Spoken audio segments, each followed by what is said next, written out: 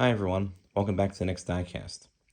In today's video, I'll be showing you various HO scale trains and other items that I got on a few recent trips to two local hobby shops. And then in addition to that, I will be unboxing and testing out this BNSF locomotive and wide vision caboose that you see back here that I got for my parents for Christmas. And then in addition to that, I will be testing out this Union Pacific locomotive that I got recently from trains.com. So I'm going to go through and I guess talk about all the different items that I found here. These three items up here, again, were gifts from my parents for Christmas, but all the other items that you see here I did buy from two different local hobby shops. But I'm going to kind of go from top to bottom here, and then we'll finish off by testing out those couple of locomotives that I mentioned. So the Burlington Northern boxcar that you see up here is actually a kit that my parents got for me from trains.com. They got it for $10, which I thought was a great deal. This is made by the AccuRail brand. I do have some boxcars by them with other railroad names on them. So this should be a fun build. I'll probably do another video in the future where I build this along with another boxcar kit that I got made by Walthers. And that one is a longer boxcar based off a 50-foot boxcar.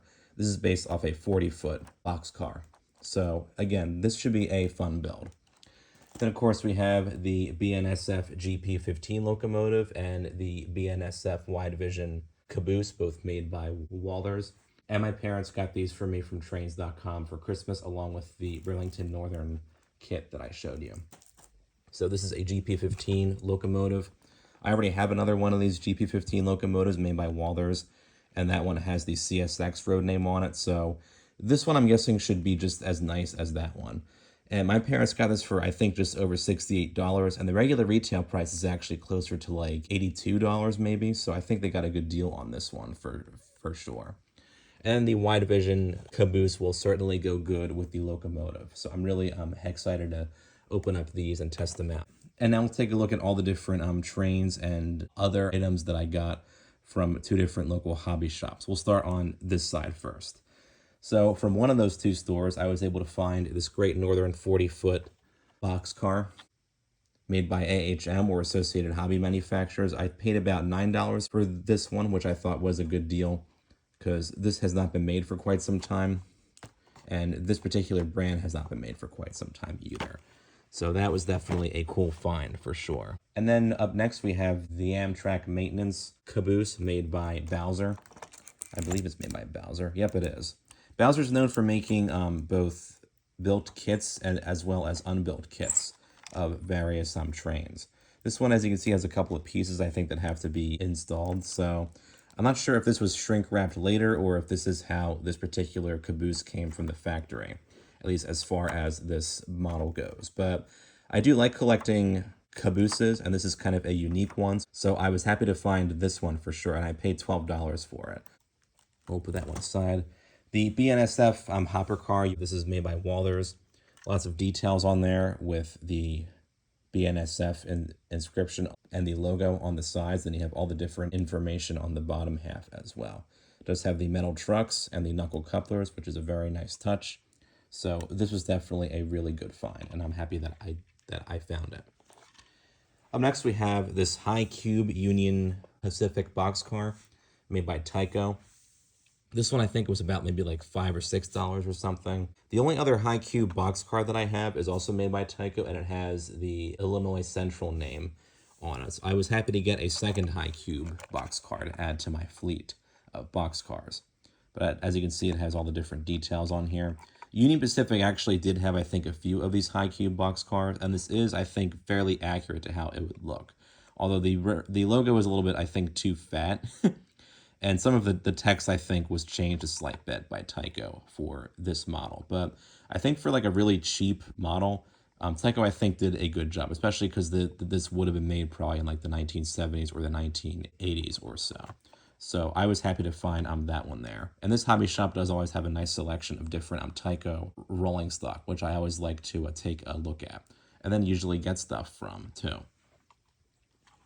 Then we have this Norfolk Southern gondola, which I was very happy to find because I have been looking for some more Norfolk Southern rolling stock to go with my two locomotives, well, soon to be two locomotives, and the other rolling stock that I have, which now I have a gondola. I'll have a second gondola that'll look slightly different. I have a box car and a tank car, and two locomotives and a caboose. So I might try to find one or two more Norfolk Southern pieces of rolling stock for my HO collection, but I think for now, especially since I found this, I really do have a fair bit, and I'm very glad for that. This, I think, was about $8 or so, and I thought that was a good deal. So definitely glad to find all of these items here for sure, and to get these three for my parents for Christmas. And then the last few things that I got from that hobby shop, I found a couple of plastic HO scale cars. We have the Audi 100, which is made by Viking.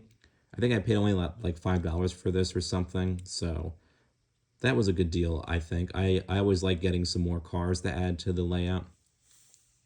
And then I found this Range Rover made by Herpa, and this is a right-hand drive version. So this I thought was also another cool little car that I could add to my layout. So these were definitely some good finds. And then I just got some signs. All of these together cost like $5 in total. So these I thought would be good to get just to have on hand for the layout. And that's what I got from that first store. And I just now realized that this Santa Fe stock car was also from that store that I was talking about. This is a light green cattle car. Not sure who makes it. I did previously have a similar light green Santa Fe cattle car, but it did have some damage on it and the logo was kind of getting rubbed off. So this was, I think, a nice replacement for that one for sure. This might be made by Bachman or something. Not totally sure, but I was happy to find this one as well. And all of those train cars that I just showed you and train items for the layout, they were from two separate trips from that store. These are from the same trip at a different local hobby shop that I have shown various hauls from in the past. All of these box cars that you see here were less than $10 each. In fact, these three 40-foot box cars were only like $2 each. And they were quite grimy and dirty and dusty and everything. But I was able to clean them all up with just a little bit of soap, water, and a soft brush. And they came out looking really, really nice. So I was very happy to find these to add to my collection. We have this Boston and Maine box car in blue. It does have these sliding doors on it. This is made by Gilbert HO, who I don't have. I don't think I have any Gilbert products in my collection. So I was happy to find this. And I also don't have anything with the Boston and Maine road name on it. So I was very happy to find this just for that reason too. Then we have a Penn Central boxcar in the iconic Penn Central green. This also has the sliding doors on it as well. I'm not sure who made this. It does have a metal weight on the bottom, so this might be from the Athearn brand. I'm not really sure, but I only have one Penn Central boxcar, and it is a 50-foot boxcar. So I thought that getting this one would be good for my collection as well. And I'm certainly happy that I found it. Then we have this CP rail boxcar made by Tyco. Has the CP rail logo and inscription on it. You also have the slide opening doors on here too. I think Tyco made a couple of different versions of this boxcar, but for $2, I thought this was a really good one as well. These all clean up really nicely, and I think I got a really good deal on them for sure. Then last but not least, we have this Santa Fe 50-foot boxcar made by AHM. And this is actually the wrong box for it. This supposedly came with an open hopper. But that's fine. As long as I have a box to store this in, I'm good with that. This is either $5 or $7. I forget which, but I think both are really good for this particular model. This does have the orange paint scheme on it. You have the Santa Fe logo here, and then you have Ship and Travel Santa Fe all the way on this side, and then all the different information about the boxcar stamped on there too. So yeah, these are all the different things that I was able to find on a few different trips to a couple of local hobby shops, and I'm definitely glad that I stopped into those shops on the days that I did, because I was able to find all of these different pieces of rolling stock along with just random items for my layout. So really excited about that. And the fact that nothing here costs more than like $13 each is just really good. I was able to get good deals on all of these, and that really goes to show you all of the different, hidden gems, I guess we'll say, that you can find at local hobby shops. So I'm really glad that I have several local hobby shops to go to find a lot of the items that I've found over the years for my HO scale train layout and HO scale train collection as well. So yeah, I'm very happy that I've been able to do that and hope to continue to do that. But we will finish off by opening up and testing out the BNSF locomotive and caboose, along with the Union Pacific locomotive as well. All right, we'll finish off the video by testing out these two locomotives that I got. And I totally forgot that I got this wide vision Union Pacific caboose as part of those recent hauls as well. So, whoops, I forgot to mention that I got this. So sorry about that. But at least now I am mentioning it. And I can also test it out with this Union Pacific locomotive, which is also made by Bachmann. I don't know if I mentioned that before in the video or not. These are both made by Bachmann, and the BNSF GP15 locomotive and the BNSF Wide Vision caboose are both made by Wallers, as you can already tell. But this is actually from Bachmann's, I think, Spectrum series, which is kind of like their higher end grade, I guess we'll say, of HO scale locomotives. So this one I think should run good, and I can already tell that this is well detailed too. And this locomotive is a GE-840CW locomotive, and Union Pacific actually did run this exact locomotive in real life, number 9456 in their fleet. So we'll test that one out first, along with its matching caboose. And then we'll, of course, test out the BNSF GP15 and that matching caboose. Now, this locomotive in real life used to have a Burlington Northern Cascade Green paint scheme on it. And then when that railroad merged with the Santa Fe Railroad to become the BNSF Railroad, many of the locomotives from those two predecessor railroads were kept and then just repainted to the paint scheme that you see here.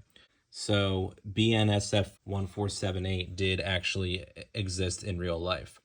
So we'll go ahead and get these three out of their boxes and then test all of these out on the layout.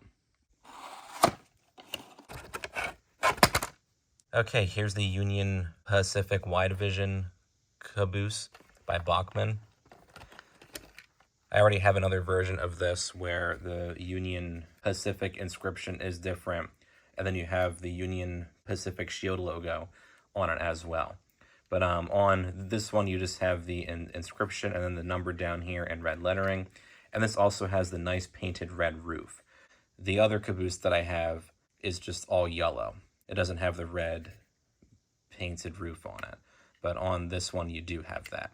So, very nice. Get that out of the way. And it does look good, of course, with the locomotive, too. We'll open up this caboose next. This one is going to be a little bit more detailed than the Bachmann. There's this one. Looks really nice already. Nice paint job on there. You have the BNSF logo along with the inscription and the number on here. It does have the nice knuckle couplers as well as the metal trucks. Nice spinning wheels. Nice paint detail as well. And then you have some of the undercarriage detailing too, which I do like to say. Nice separately cast ladders and brake wheels too. Very, very nice. Here's the other side of it.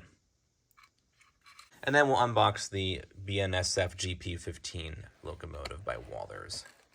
And then we'll test everything out. It does have a nice plastic cover on it. And then here's the locomotive. And this does come with a couple of plows that you can mount on the front of the locomotive. My CSX GP15 came with the same ones, although they were, I think, white or blue to match that locomotive.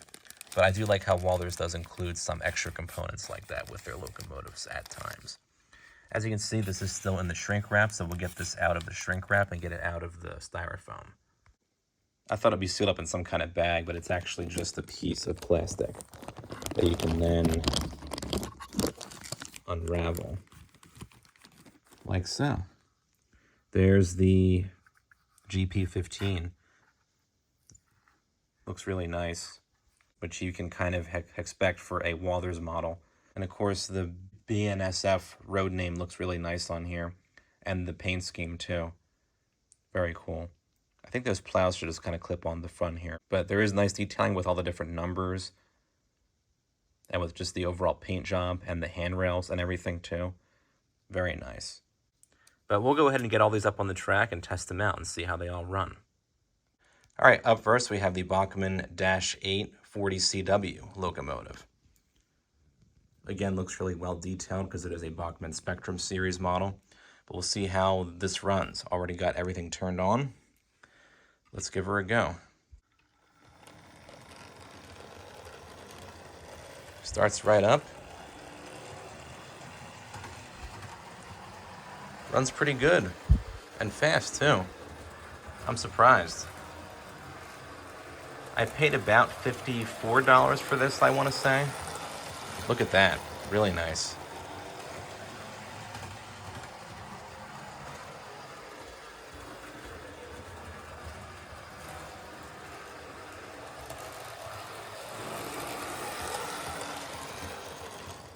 Nice and smooth too. We'll see how it runs backwards. Does have directional lighting on it too. I really like that. Wow.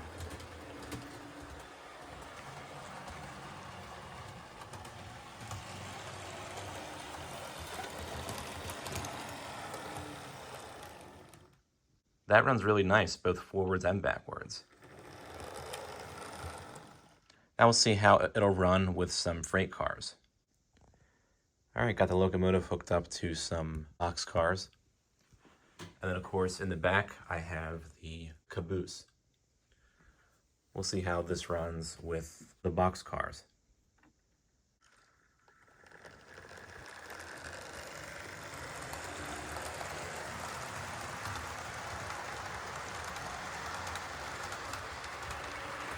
Runs good.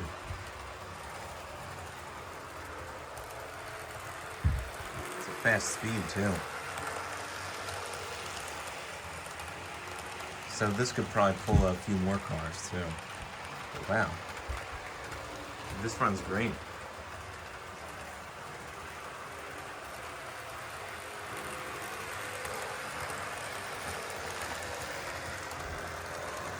Great detailing and great running.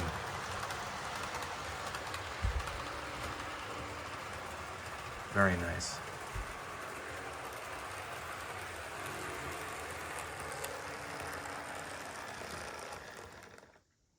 Well, as you can see, that ran really well with these freight cars. Definitely glad that I got this one from trains.com. All right, here's the BNSF GP15 locomotive made by Walthers. We'll see how this one runs. This was brand new out of the box, so it should run good, but we will see.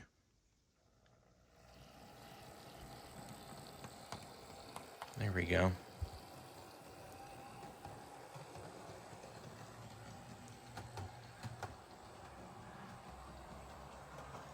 Nice, smooth, and quiet. Really nice. I love that.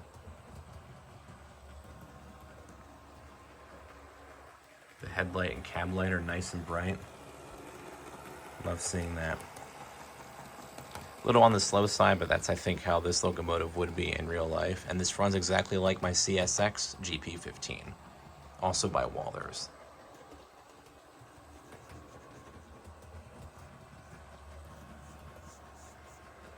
Wow.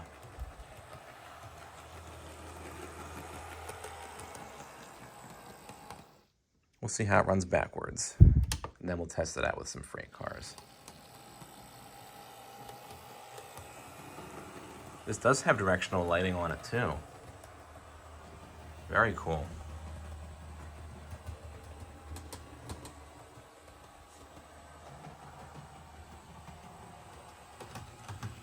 Even the rear light's nice and bright.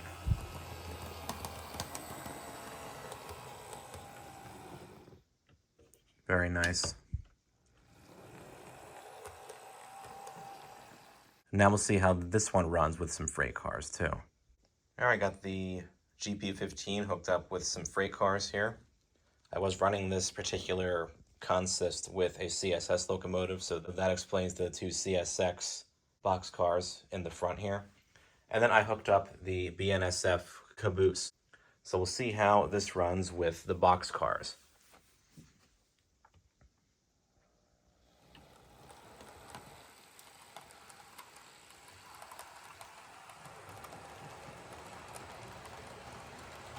Runs pretty good.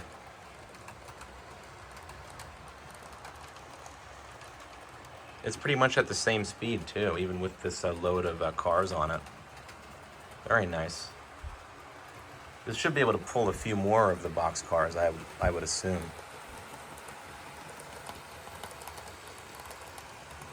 Very nice.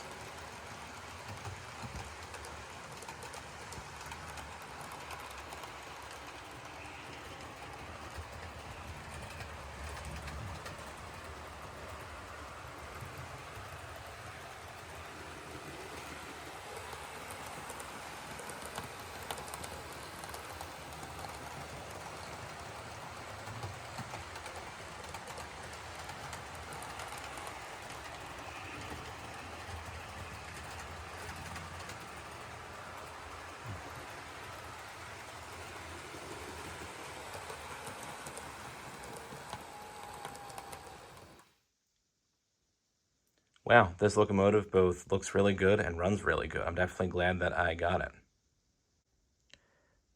Well, I hope you all enjoyed my video where I showed you all of those different items at the beginning of the video that I bought from various hobby shops, as well as some items I got for Christmas from my parents.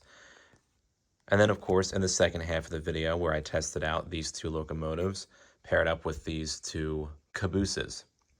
You can certainly expect to see more train-related content on my channel in the near future.